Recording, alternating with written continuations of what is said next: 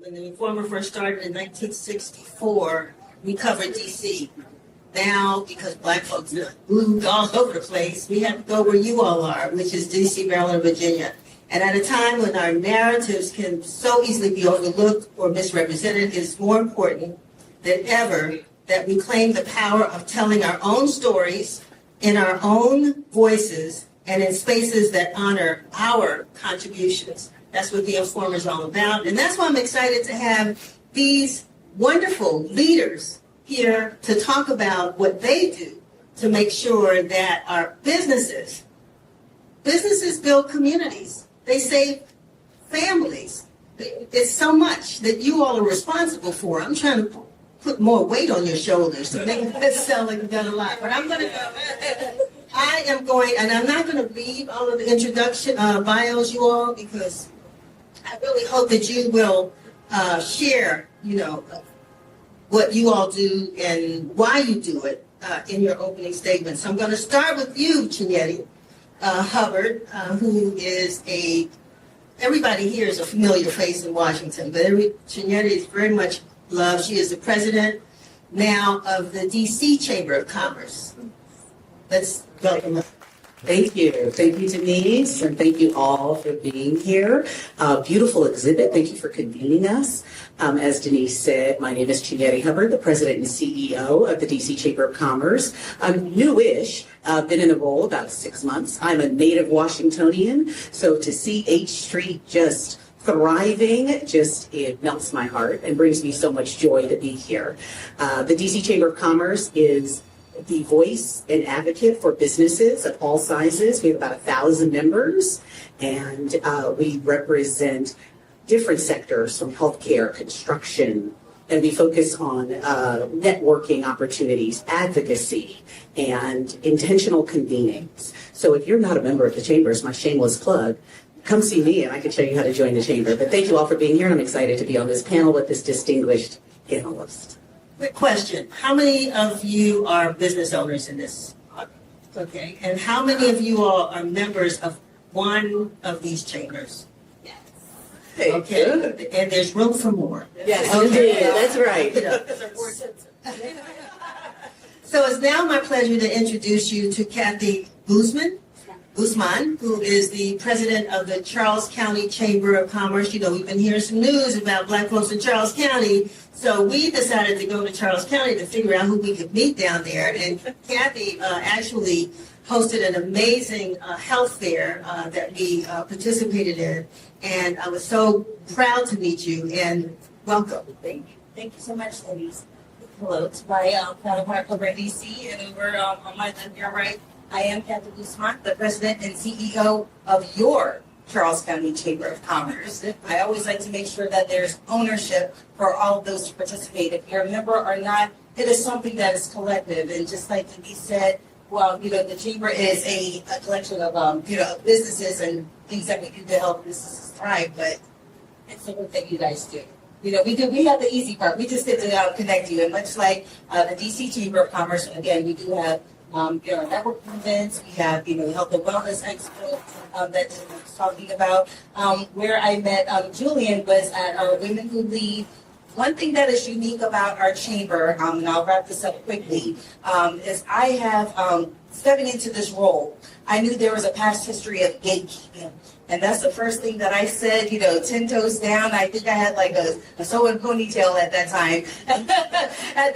It was the Hispanic Heritage Festival. I said, one thing you will not get at this chamber anymore is gatekeeping. The information will be available and be available to all. It is incumbent upon you to take the right steps, to make sure that, you get the, the funding or, the other opportunities. But this girl, I don't gatekeep. So, as I said, and I love just being able to have that pride. I understand, forward facing what this means, for Charles County, because I am the first Afro-Latina to lead the organization. It started back in 1956. So was it you, Denise, who asked me, you're like, is that how you identify Afro-Latina? I said, actually, I am just lightly melanated, hella black. However, but there's that part of me. My father is from Puerto Rico, and there's a sense of responsibility that I have to all people. When you have that last name, when you look like I do, in an organization that has never had a leader like me, there's a responsibility that I had to take on to make sure that,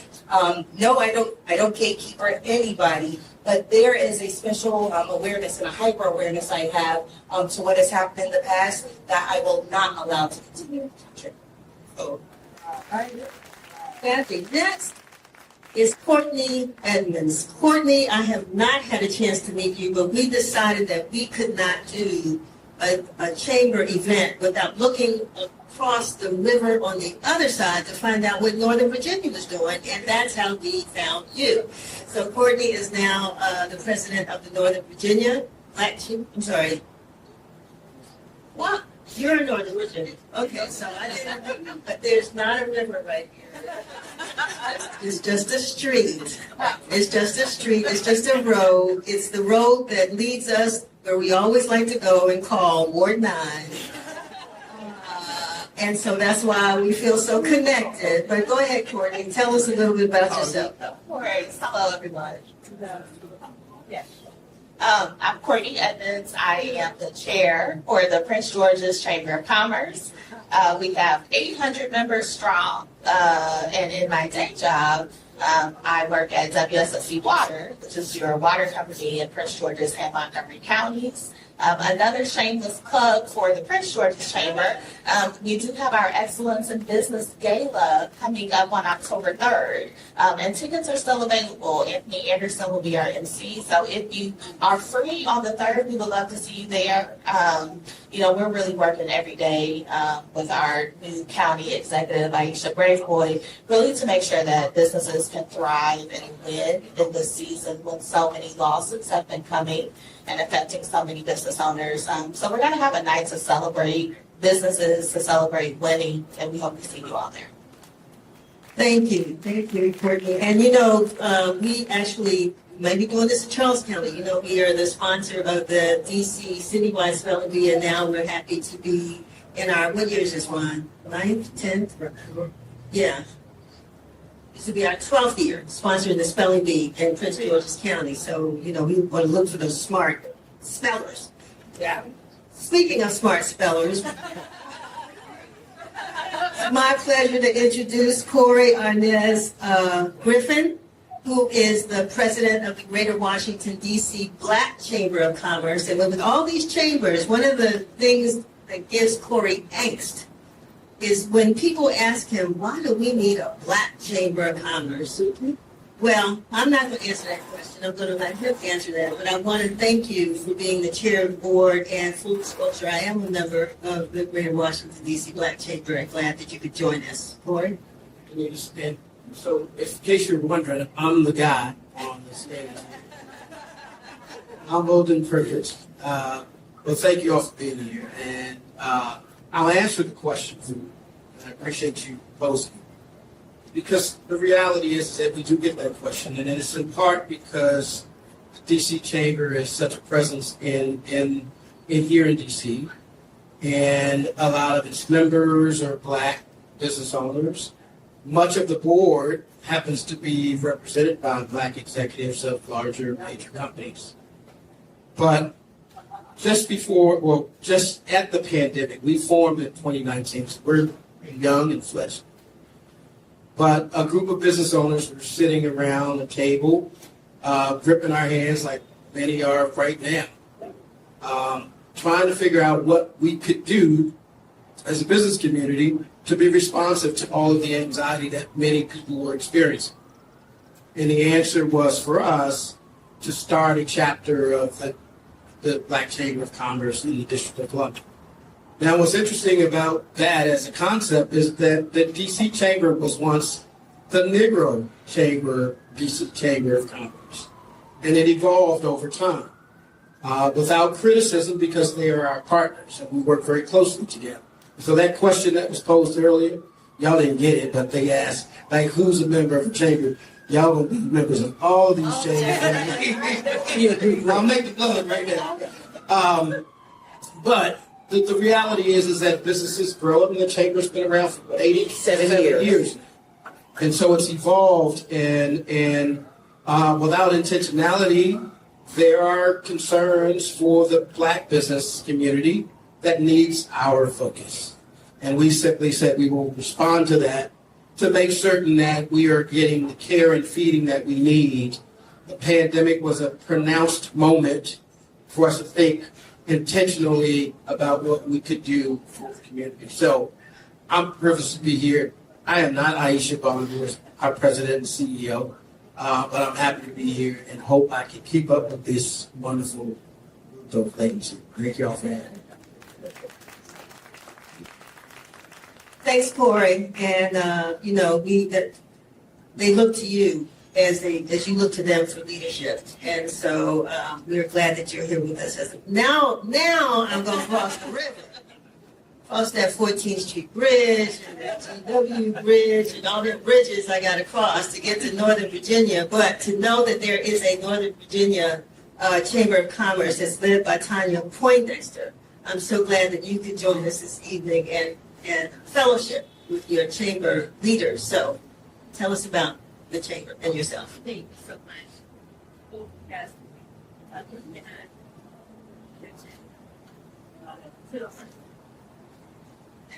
It's the thing we check.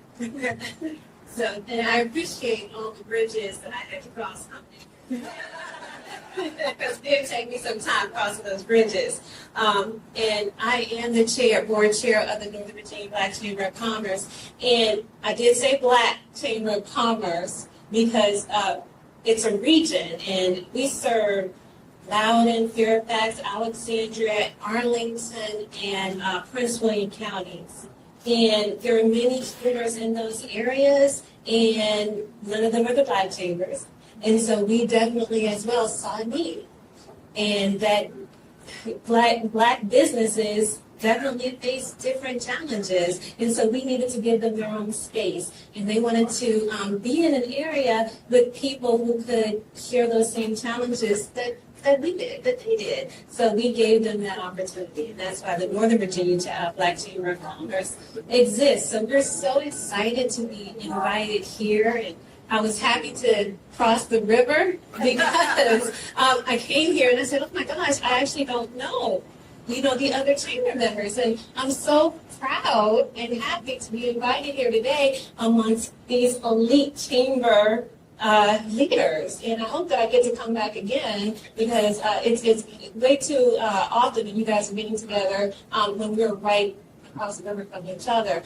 One of the things that I always say is that we don't need to work in silos. Silos are what keeps us separated and why we can't continue to move forward. So one of the things that the Northern Virginia Black Chamber of Commerce is doing is making those community partnerships. No matter what your community program is, we want to continue to make those partnerships. So this is one of those steps that we're doing is continuing that, creating those community partnerships. So thank you. Thank you. So we talked a little bit about the pandemic, and we know the impact that pandemic had, but we also saw a lot of growth after that in entrepreneurship. I mean, people were sitting at home and realized that they could bake a cupcake, right? And they could make jewelry, and they could, fix a car or whatever. And so we got these businesses, I guess you all saw that spark. Did anybody see what our city leadership went through on the Hill today? Get a chance to watch YouTube. It is disgusting what we are going through and the attitudes people have about us. And a lot of that impacts our businesses. And we have an administration, that has gotten rid of DEI and all these programs that really did help and support small businesses, particularly Black and brown businesses. However, we're not here to talk about what, the woe is me. I want to know, as chamber leaders, what solution, I won't say what keeps you up at night, but what solution did you come up with? I get all my ideas in the shower. So, what solutions have you come up with that you think would really support businesses today so that we can make it through who knows how long? And Chinyere, I want to start with you. Yeah, no, thank you, Denise, for that question. And as we did see in the pandemic, crises do breed creativity And we saw a lot of that. And we're starting to see more of that in entrepreneurship opportunities now. But just in DC alone, it's been like a 17% increase in startup ecosystem here in Washington. And on Monday, the Chamber is hosting a State of the District, State of the Region conference. Mayor Bowser will headline that. Because we do feel like there's been a target on our back in DC. And she has had to thread a very fine needle over these last couple of weeks. But she and DC remain strong, and we will thrive, and we will make it to the other side. So at the Chamber, we constantly are offering opportunities, tools, and resources for small businesses. We host a small business summit every year in the spring to provide tools and resources and opportunities. We find opportunities for small businesses to pair with larger companies. And I know you mentioned DEI, and while it's shifting, it's not over. And we're finding a lot of companies are just staying true to their mission, but finding ways to embrace growth sectors like biotech, fintech, AI. If you don't embrace AI now, please do, because it is here to stay. Looking at cybersecurity, healthcare, construction. So looking at opportunities also with federal government transitions, workforce transitions to reskill and upskill our workforce, because we have the potential to lose 40,000 workers in our region. And we talk about chambers working together. That is one area that a lot of our chambers are coming together, and a lot of the region is coming together to address those workforce transitions. And again, finding ways to reskill and upskill our workforce, because we have incredible talent, brilliant workforce right here in DC, and particularly in tech talent. And so it's important for us to continue to stay strong and provide those resources for our residents and across the region as well, not just DC.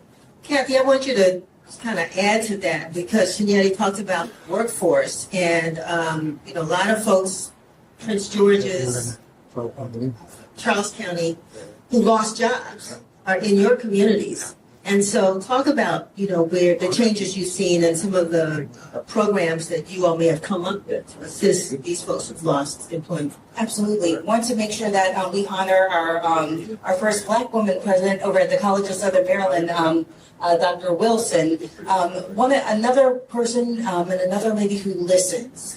What we saw was when we have federal workers, they only know the federal worker forms. They only know, that process. They don't know the, the new the new terminology to come into, that private space. So providing an education, to those who are seeking entrepreneurship on how to even navigate that, how to even, define those buzzwords, first and foremost.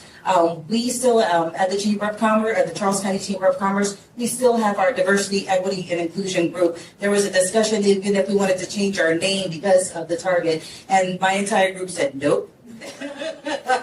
No, we are who we are. And in fact, with that, we identified other sectors of our community who kind of fit that mold, who were kind of being silenced and had, those barriers. We're talking about those who are now called justice involved, any of those, who have been, in the system and cannot get, a traditional job. So providing those resources with the partnering with the Department of Labor. Also, and I know all of us up here do it, we listen. We have to listen to what they want. We can create as many programs, as many events, as many symposiums, but are we taking surveys? Are we, giving them, are we, creating those opportunities what they actually need? So again, this evening, as well as next Thursday, you have two different financial, workshops on how to set up your business and how to do it smartly. So that's kind of how we're doing it here at Charles County, is listening and then recognizing that when you're coming from the, the government sector to the private sector, it's two different worlds, and making sure that we're providing that education to make sure to set them up for success. Courtney, and talk to us a little bit about that, though. I mean, the impact that this administration has had on residents and businesses in the county. I mean, you've lost some big opportunities for it. The stadium now is coming to Washington, D.C. Sorry, Prince George's, but Hey, ladies and segments. I was on the news last night. Did you hear that? Sorry you're not getting sympathy out of this crowd, but, and then I think, I can't remember the other federal building that you all were, FBI building, yeah. Some people And I don't know if you could I run, got myself. won't go there. But anyway, what are you all doing to assist businesses particularly and aspiring entrepreneurs? That's a good question. And, I can tell you one of the things that Prince George's Chamber is doing, we have an equity procurement program that was grant funded by Care First. And so we really have partnered and worked with our businesses and our members to form a cohort to give them actual training so that they know how to go after private sector opportunities. Because I think a lot of businesses had experience with public sector, government sector work, but not sure how to crack the code on private sector. And so we assembled a cohort. Our first cohort just actually graduated today. And so we're very excited for them. They've already won contracting opportunities as a result of that program. So we're really trying to make sure that, to your point, that we are connecting and listening to understand what it is that our members need, what support businesses need, because I'm not going to sugarcoat it. It's rough. I mean, it is a very difficult time, not just for business owners, but just in general. And so every day that we can just wake up and make it, we need to count that as a win. And so we want to celebrate the wins. In addition to recognizing that we got to have a strategy. We need a plan. We got to get together. We need to support each other. We have to collaborate. We have to buy from each other. Yeah. We have to contract with each other. All of that matters right now, more than ever.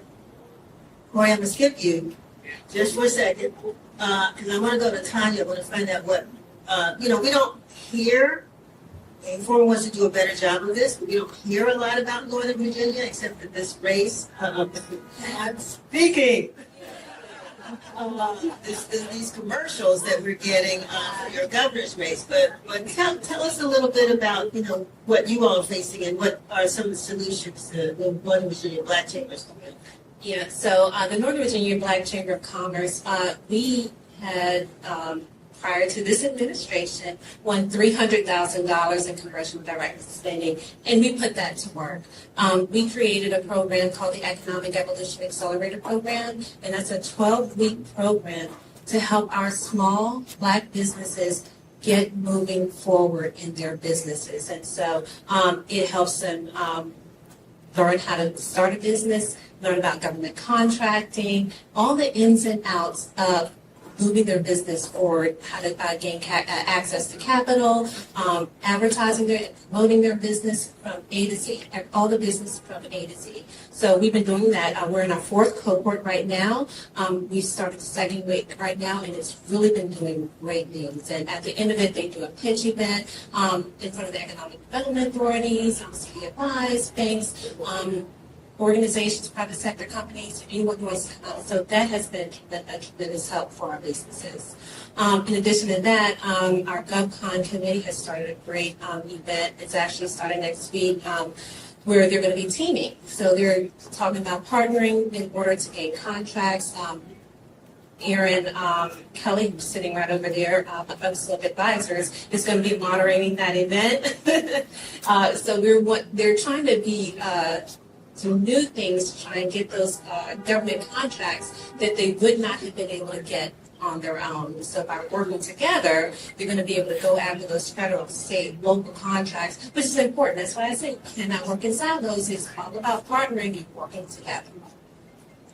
Thank you, Corey. Chinyere talked about sort of the new industries that folks need to move into, and she's beginning to see that. Are you with the Greater Washington, D.C. Black Chamber, and as it's growing, like I said, it's fairly young, but, it's no longer, or maybe it is, your traditional sort of, businesses. What are you seeing now with the membership, and what kinds of things are they asking for as far as support is concerned? Yeah, so. All right. They're asking for. Yeah, they're asking for everything, and these are different times than even the pandemic. I think we were all afraid about what we didn't know about the pandemic, but this is starkly different. because the systems and the structures that we have learned to rely upon are being dismantled.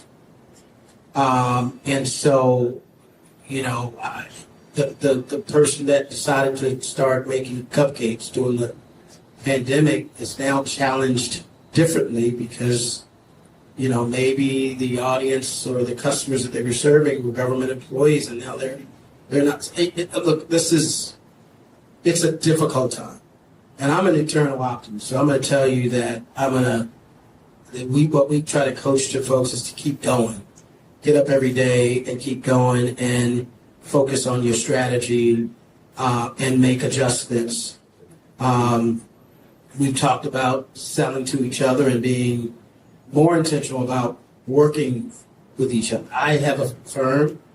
If I don't slow down to think about it, I'm not really thinking about who in our membership is a caterer that I can hire to. So it takes us to double down on some of the base level things.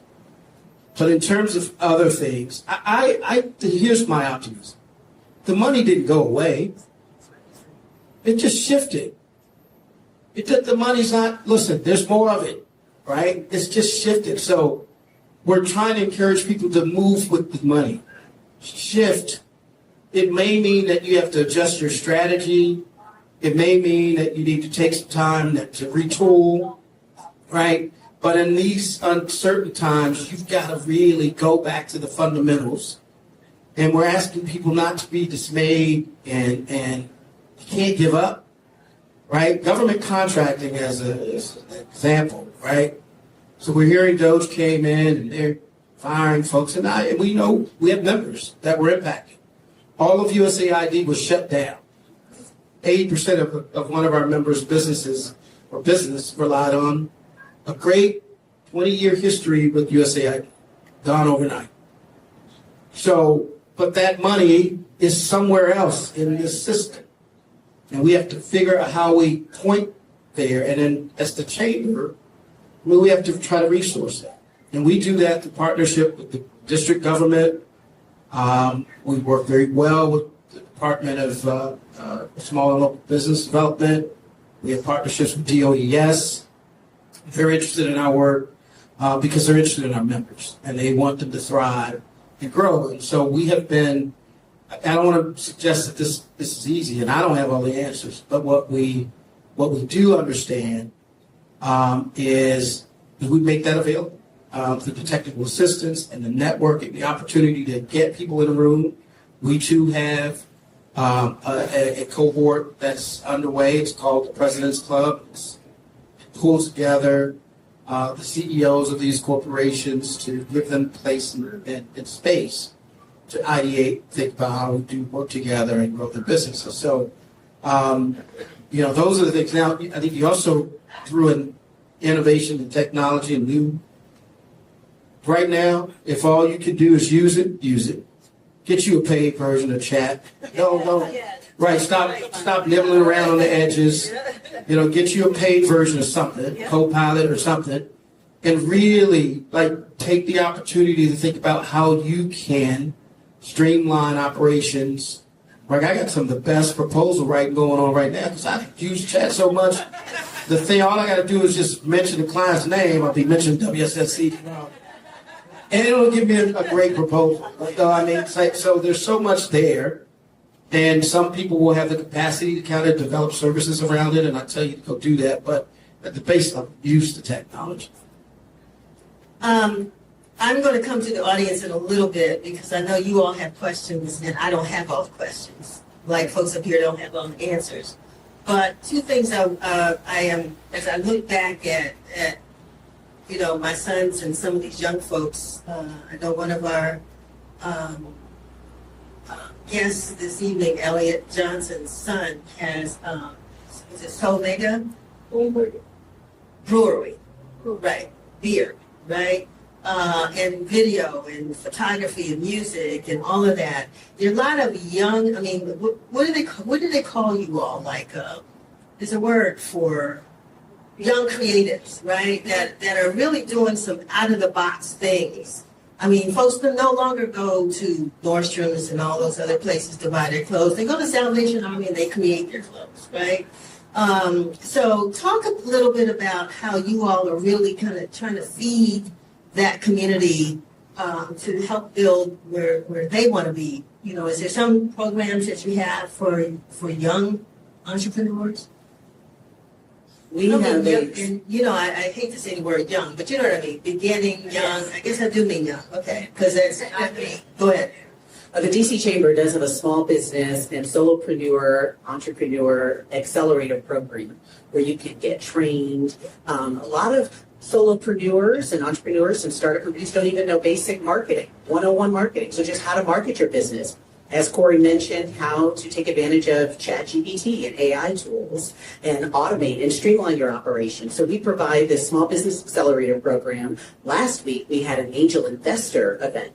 So we brought together investors and venture capitalists to talk about investing in companies. We had a pitch competition also. So we provide opportunities like that to support these creative young minds who have these incredible ideas and just to find ways to support their business so they can thrive and stay in this city. Anybody else want to? For us, our board chair, Natanya Thomas, she's the general manager at the shops at Waldorf. And we're talking about young. We're thinking, college. No, we're talking about elementary school. But the Shark Tank competition. And when I tell you these kids do not want to do what we did, because who wants to? This is not. It doesn't look fun. Your parents and your grandparents are literally stressed out because of the things that are going on. So when you say young creatives, Denise, it's because they don't want to follow our paths, but it's incumbent upon us to make sure that we fuel that, that spirit within them. So, like I said, we say young professionals and young creatives, start young. Start, as young as possible and fuel that. Remember how they used to make us sell Girl Scout cookies and, do the lemonade stands and anything at the church? That's what we were doing. But we were making sure that everybody else was taken care of, and the windows and the doors and the roof were taken care of, for the buildings. But let's make sure that we give that same innovation and that same, I guess, gusto that our parents gave to give it back to them to create generational wealth now. If I may, I'll add this because I think this is what we've discovered is that it has to be led by a contemporary in those spaces. It's difficult for us. Look, y'all 87 years old might appear to be stodgy and not really attractive to these young creatives, and so we are doing everything we can not to appear to be all of the mature people on the board and all of the people that's had companies for 30 years. In order for us to attract the young creatives, we're thinking about all manner of segments, by the way, including, because if you may not know this, but if you are driving Uber or Lyft, you're a business. You're a 1099 business, and are we creating space for those individuals, those solopreneurs, right, that might be in those industries? The gig work economy is very fluid and it's exciting. You might be doing Instacart in the morning. Tonight you might be lifted. So there's lots of different spaces. And for us, I think the challenge is it's about growing our membership. We're only as strong as our representation. So when we talk about how many members we have, it's really so that we can show up as a force. And I think we've got to do more. And so on creative, we've talked about it's probably I'm pretty free, but it's probably not best if I'm leading the space there, but that somebody who is of that community as a young creative is helping to generate the need for membership and then so also creating content and things that keep them coming back. I want to move to I just wanted to comment on what you were saying. For our Economic Evolution Accelerator program, I think that's geared towards, anyone all ages. We do have younger people in that. And it's free, and you don't have to be a member. And so that's more of a reason for them to join. And they will be able to join once they go through that cohort. They become members. But we're not the ones teaching it. We hire.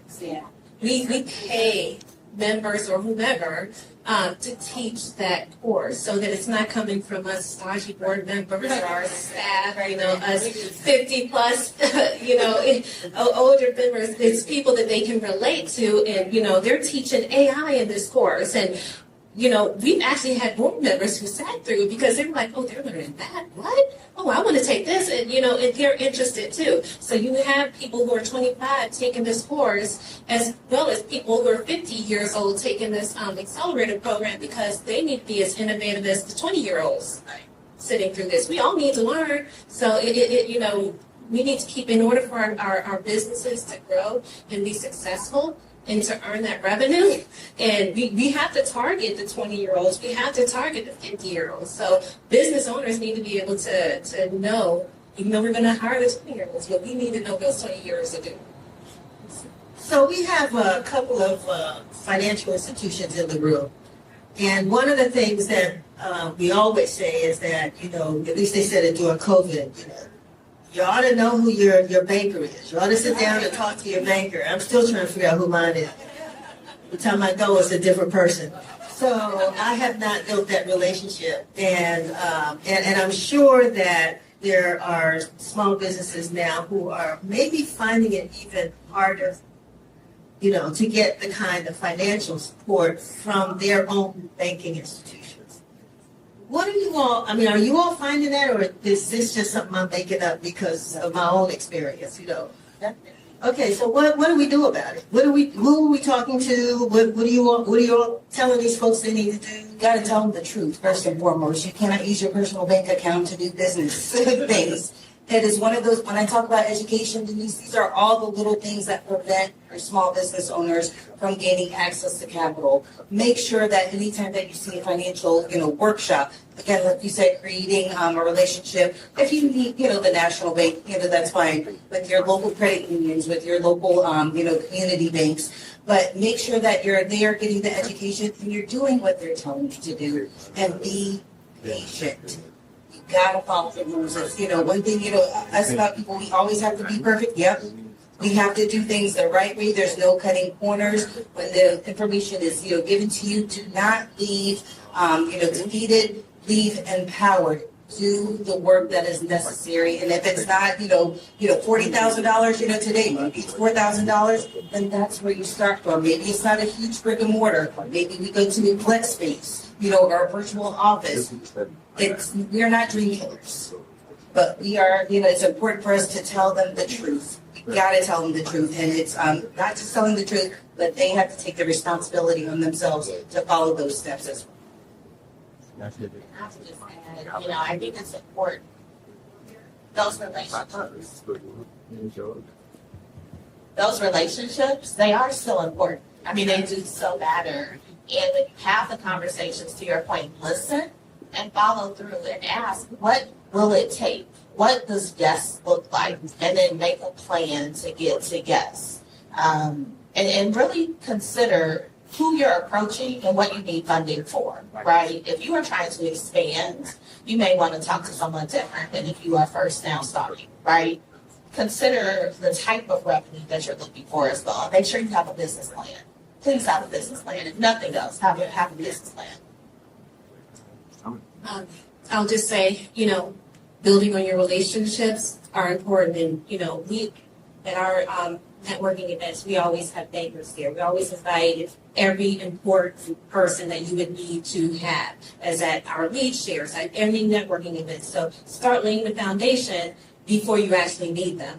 So meet with them, talk with them, go out with them, build those relationships so that when you do need that access to capital, they already know who you are. When you walk in the door, you can say, hey, George, it's nice to meet you. It's been a long time, but you've already set the stage for that access to capital, and you've already laid that foundation so that they'll already be wanting what you need. So I'm the board chair for the Northern Virginia Chamber of Commerce, but I'm also the Chief Operating Officer of Virginia Minority Chambers, also in Virginia. And we also are doing a Capital Readiness Resource Series where every month we'll be having SBA, local banks and private sector banks and CDFIs, providing a series so that we can get people ready get access to capital, because people need to learn what it takes. You can't just walk in the door and say, hey, give me money.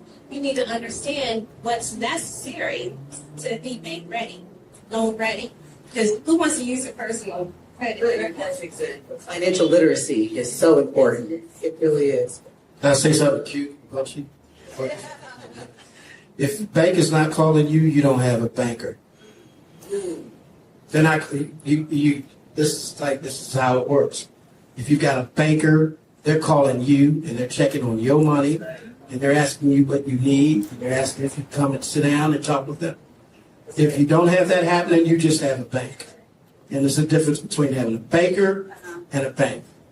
And you should be able to speed dial your banker whenever you got anything going on. Taxes, they're ready to be filed, your banker should be on a phone call with your tax accountant and your wealth advisor. So you got to build teams, and that's where it starts. But if you don't, they should know you, and you should know them. That's right. Thank you, Court. Guess I ain't been around long enough. 61 years doesn't seem to matter. That's okay. All right, I want to see if anybody has any questions in the audience, because we certainly would like to open this conversation up.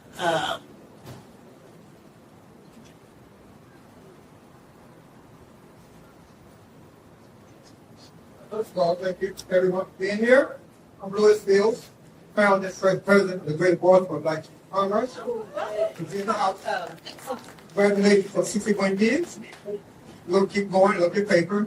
My question is, as I started out Black Chamber, the issue was, how do we get businesses who are making $1 million to sit down with those persons you've been talking about today? How many of you in your chambers have Black millionaires in chambers? We do. Sit right over there. And but we have some great legacy businesses that industrial bank, and we've got lots of great legacy. So we do have them. And I would say, and then there are people who are just members that are also doing well in our chamber, and folks are committed. I mean, to be a part of the President's Circle cohort, you have to commit some real time. But the threshold was $1 million. You have to have annual revenue of $1 million in order to be a part of the cohort. And so we had 12 people, 15, 13 members. So at least 13. I'm going to put somebody on the spot because I'm just so honored that she's here, and that's Elizabeth Booker. And if you all don't know her, you need to know her because she is an influencer on Instagram. How many of y'all already know her? Booker Square. All right, go. Elizabeth is very outspoken, not only about this administration, but I was amazed when I heard that she was on the Hill at 2:00 in the morning, catching people in the hallway, asking them questions about this administration. And I just want you to, Elizabeth, you can come up here, actually. She's a comedian as well, but I'm not paying her to be a comedian tonight. But I would love for you to just give some reaction. And I know you've talked about this in the past, but just to give some reaction to what you've heard and what's happening with the Black business community. Thank you so much, first of all, for having me. And it was so wonderful to hear from all of you. Thank you so much. I am, if you can't tell by the accent, not from here. I'm from Memphis, Tennessee, and I moved here about 8 years ago, and DC is very special to me. If you haven't heard of the news, Memphis is facing what DC is dealing with now. I have a lot of love for my sister cities that are majority Black cities that seem to get picked on over and over again by these kinds of administrations. And I'm really honored to be a content creator who's partnered with the Washington Informer. And so for the last 4 months, I have been trying to use my platform to drive more business to support this newspaper because Black press matters, especially right now. Thank you. And the biggest thing we're talking about is the unemployment rate, right? I just interviewed Congresswoman Ayanna Pressley yesterday in her office, and we talked a lot about unemployment, specifically among Black women right now, and how we're seeing the attacks on DEI, and the removal, firings, and being forced out of the federal workforce, which I am a Black woman who was just forced out of the federal workforce. I left the FDA last month, and I'm now a full-time political content creator and commentator, and not really by choice, but because of what this administration is doing. And we know it's spilling over into private industry as well because of the capitulation to the administration and their attacks on DEI. And so I think what you've all shared tonight is so important because we're going to have to make our way where there is no way. And that has become very, very obvious. And on a funny but not funny note, I'm sitting here thinking, oh, I'm a solopreneur now. And I don't have an LLC or a business account or nothing. I was like, y'all were like, don't use your personal checking. I was like, oh no. Oh my goodness. At least I'm not using the account that my husband is on, I guess. And just thinking about all the things that I will need and the tools that I will need to protect myself. And so again, I just want to thank you all so much because I think this is going to be very invaluable for our community right now as we're trying to find our way forward. I mean, I'm going to say it blunt because I'm very blunt on my platform. Y'all, they coming after the white boys. They came after Jimmy Kimmel. So I was like, we're in some trouble right now. And so I really appreciate being in this space and hearing from just wonderful, accomplished Black leaders in the community who are helping folks make their way. So thank you so much. And I think, I'm not sure if she's here from Montgomery County. Oh, here she is. The council member from Montgomery County. She heard about our event tonight and said she wanted to be here because Montgomery County is missing on this platform. So, but she's a council member. She's gonna go back and talk to the chamber and say, "Why won't we there?" But please introduce yourself. So good evening. My name is Lori Ann Sales. I was just left the Hill.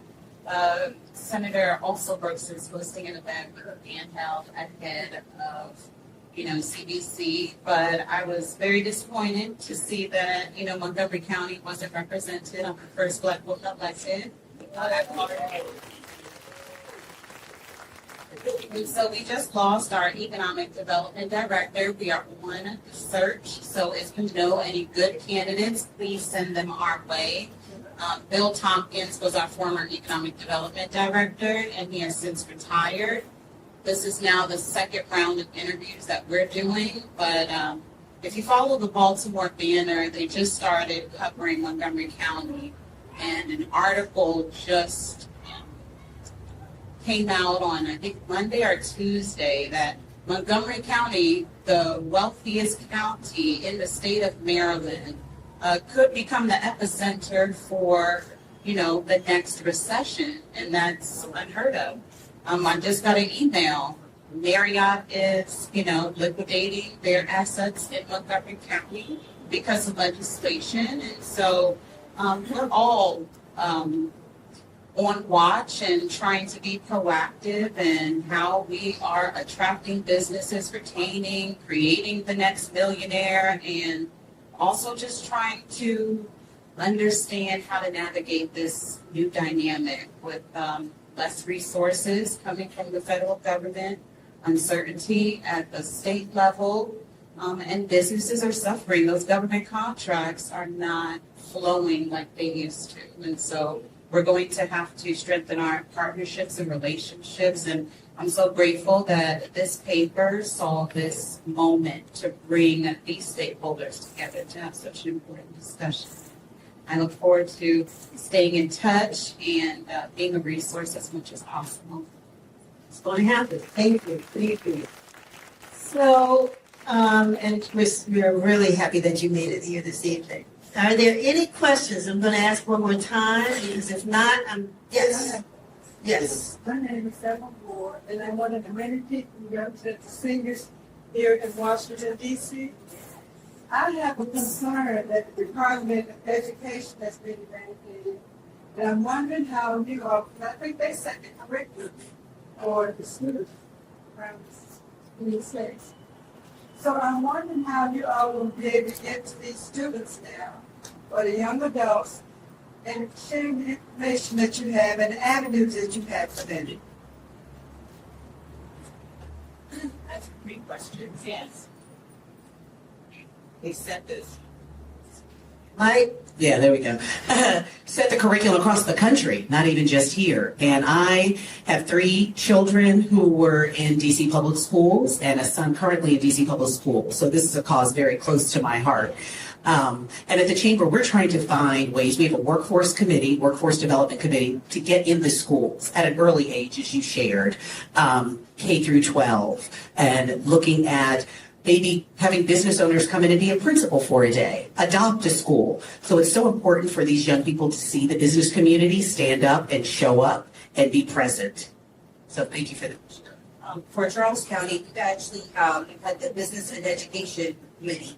It is literally the segue between the College of Southern Maryland, which is the only public university or public institution of higher learning in Charles County, along with Charles County Public Schools, and creating a bridge. What we're finding in Charles County, and much to your point, is okay, there's not that education there that's necessary to build entrepreneurship.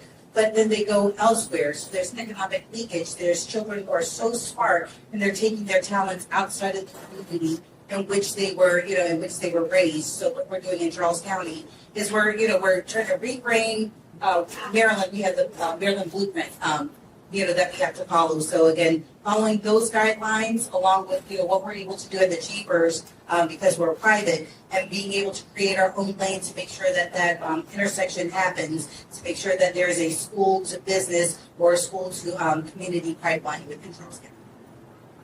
And I would just add, I think for so long the business community has thought, okay, we need to talk to high school students to make sure they know about their opportunities. That's too late. It is. It's too late. We got to get into middle, maybe elementary at this rate. And if we don't do it now, I fear that we're really going to struggle. I mean, outside of just the business community, just thinking about the workforce in general, I know at my employer, WSSC Water, we're trying to figure out how to fill jobs in the water sector.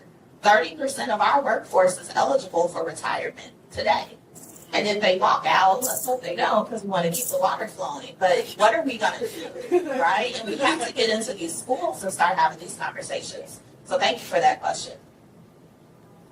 And I just wanted to add, just from the Virginia perspective, our chamber has a really good relationship with our local elected officials, and that does include the school board. So we're able to form those community partnerships, those community relationships, so that we do have a good relationship with the schools, so we can go in there and meet with them, present to the schools. We do have a good relationship with them just because of those relationships. Even on our North Virginia Black Chamber County Board of Directors, a board supervisor sits on our board of directors because we want to maintain those really good relationships with our with our elected officials. It's really important. Advocacy is important in every way. Okay, our last question. We're going to take these 2 and then Thank you. So thank you so much for this panel. My name is Carrie Fulton. I'm the Chef Weather.net. I'm also an adjunct lecturer in the E3, which is the Earth, Environment, and Equity Department at Howard University. I really wanted to touch on a question or a statement that our friend, gentleman, I love your suit, that you brought up around around AI. And that brought into the question around data centers, which is a big conversation. I know our good friends at PG have paused on approval of new data centers. And oftentimes we don't talk about the connection between the data centers and AI, and also the increase in our energy bills due to the natural gas pipelines. So I wanted to just touch on that, and then also talk a little bit, if you can, about sustainability initiatives that you all are doing in the counties and that people can get involved in, because I think that's really key and important. Thank you. Thank you. You have posed a question that is beyond my skill set, but let me give it a shot. And I'm a little bit biased. I come from the technology sector. I spent 15 years at Microsoft. I have family that live in Prince George's County, and I know the economic environment there fairly well. I know what the county doesn't have. I know what it needs or wants. And I disagreed with the governor, and I'm a commissioner for the governor, so I might get myself in trouble. But But Elizabeth, you asked a question of the governor last week about what his position was on the data center. Landover Mall's been sitting there empty for forever. And yes, I know, part of the challenge here is that we gotta facilitate information sharing so that people are fully aware of these kinds of things. I feel like the county continues, and I'm in your space, tell me shut up. But it's just you evoked it. I think the county has missed several big opportunities. They were resistant to the maglev train. That was a $10 billion project, right? It's now not going to happen. And so I know that it gets a little dicey because it's political. I'm not taking a position other than to say that I think that when you aggregate all of those kinds of things, particularly on the data center, you say we don't want the data center, then you really are saying that we're rejecting this economic opportunity. And so now you got to go back to the hole that's left. And Landover Mall will continue to be there, lighted, perhaps another 20 years. So I know, again, we're in some dicey waters because it gets political, but I actually think that we should be thinking a little bit differently about these opportunities to spur growth so that we can finally get a Nordstrom and a high-end retail, in the county because the residents want it. And we can't get there unless we connect. I can soften the blow just a little bit. You almost made her jump out her seat. It was a setup question. The guy in the suit, you answer these. If I can soften the blow a little bit for my fellow panelists up here, any opportunity to go to town hall meetings that are talking about, the data centers, I encourage everybody to go, to show up, to listen, and to hear it with an open mind. There's going to be, I completely understand, both sides, but please make sure that when we're talking about technology, when we're talking about AI, when we're talking about the advancement of our societies, take this out. Take this out. We got to lead. This is the time where we have to let logic lead, and when we lead with logic as opposed to emotion, we're able to absorb it a little bit better and make a better decision, whatever that may be.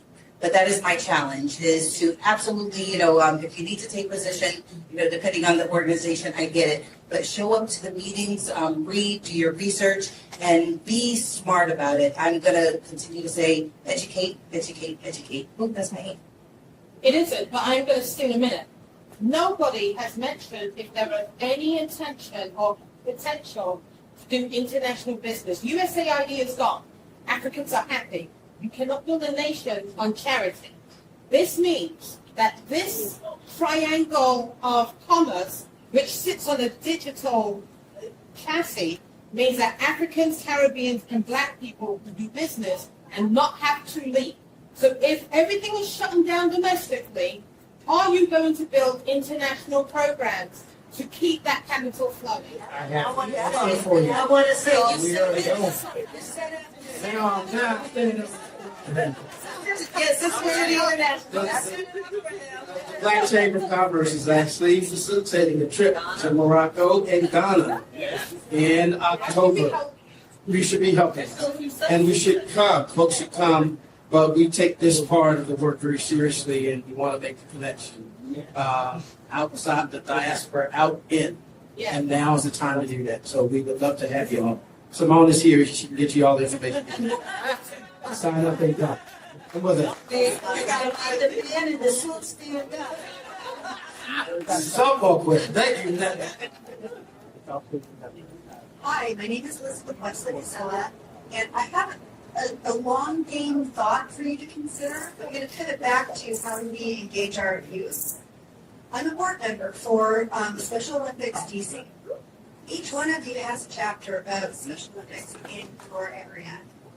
We have programs called Unified Schools Program, where we're already in the schools. You might consider ways to partner with your local Special Olympics to get in the schools, because we can be your pathway. We can be your buddies to bring you in the door. I don't know what the end game looks like, but I think that we're at least something worth considering in conversation. Absolutely. Yep. One of our community reps actually was on our board. And he was part of the lead of the Special Olympics. Thank you. So we're gonna wrap this up now. I want to thank everybody.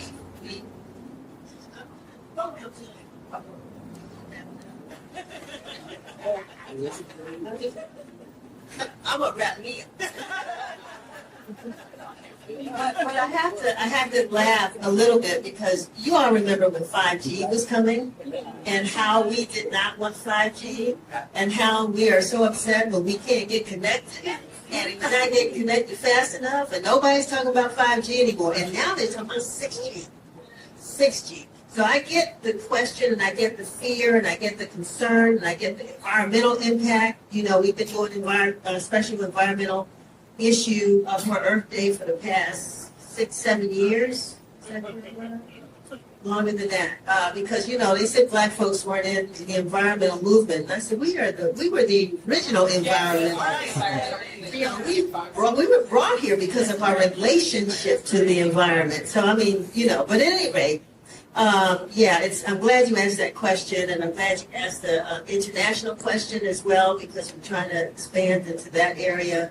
And you all are doing things, you know, so we need to spread that information out. So before Julia closes, which she's about to do, I think, I would like each one of you all to close us out. Something that you really would love to leave with this audience that nobody asked. And Julia, I'll start with you again.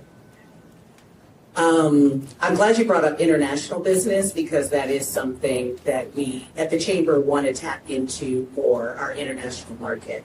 But I want to really thank you for hosting this panel and the Informer for giving us a platform to have these conversations and to be in this space because it's so important and so critical as we continue to thrive in these dynamic times. And so I would just leave you with continue to just show up, volunteer, and join the Chamber. Chambers are more important, I believe, now more than ever. And there is a data that said about 70% of business owners who are members of Chamber have been able to attract more business and retain more business. So I would encourage you all to join your local Chamber if you're a business owner and continue to just stay engaged. So thank you for coming tonight. Between you to make sure that you join the Chambers with your business checking account. I had the opportunity to be a keynote speaker at what was called the Business Growth Advantage Program, put on through our Charles County Economic Development, brought on by what was called the Disparity Study, seeing that in Charles County, minority businesses, Black businesses were being underutilized in contracts, and found the reason why is because, you know, the proper steps weren't taken. All that to say, they had 12 successful cohorts. From there, the Small Business Growth Academy, you know, was kind of spurred from that idea to continue with education. When I ended my speech, I'm a PK, I'm a pastor's kid, still am. One thing, it's kind of anecdotal, but it stuck with me. I want you all to focus on the mission and not the mess. We are in some mess, but this is not what we can focus on. Focus on the mission. And that's where I want us to stay laser focused together, collectively, and we're going to continue to win. What they say, ain't no stopping us now? Ain't no stop. Oh, wait, you gave us some fuel. You're trying to stop us? Oh, wait. We're going to band together and we're going to be stronger. We're going to be a force to be reckoned with. And with these leaders here, you know, from my fellow sister chambers, you know, wow. Now that I've met you guys, it's on. It's absolutely on. Thank you guys for having me. Just close by, you know, specifically for the business owners of the audience, really make sure that during this time you are staying flexible, staying focused, and really keeping your eye on the prize and what it is that you're looking to do. I know there's a lot of talk about business going away from the government sector, perhaps the federal government, but consider your local government, consider county government, utilities. I mean, there are people in positions of power who still want to see you win. And so consider where you can do how your business can partner with other organizations, non-traditional. If you are a photographer, we're hiring. We need photographers. We have graphic designers. We have a nurse. We have dentists. We have we purchase everything, pipes and paper, everything, right? So just consider that in your business model as well. Just, make sure you remain focused and nimble. Thank you. That's great.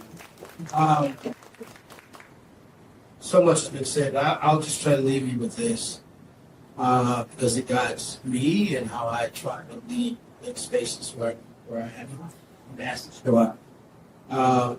Reminded that this too pass. The season's not going to be here forever. And I want to encourage everybody to really breathe that in, just take that in. It helps you get through the next day and then the next day and the next day. But as entrepreneurs, right, it's already difficult. I gave some remarks a couple of months back, and I started off with enumerating all the reasons why being an entrepreneur is really challenging. It's hard. It's hard. I mean, in many ways, running these chambers is equally hard. You got to make payroll. You got to keep people engaged. We got to keep people coming back for whatever content that you all find valuable. So I want to make sure that people are not feeling defeated in these moments, because the business community is partnered to the greater society.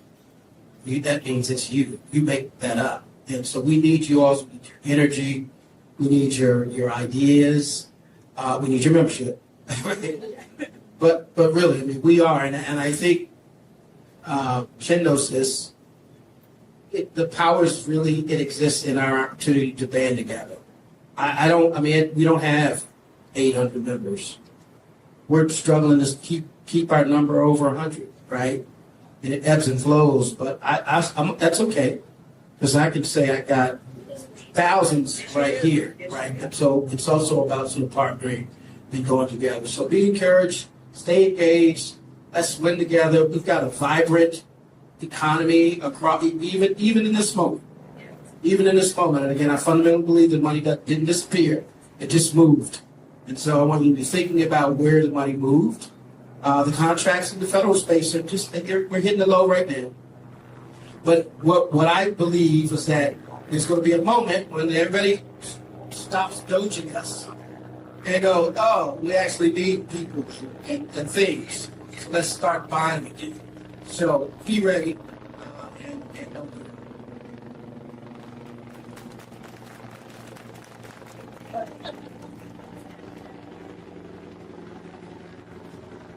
I was happy I was last, and I knew I was going to say, he said something, by the way, something else, and this, and it was about those my original 5 years. So I think that the last thing I'll leave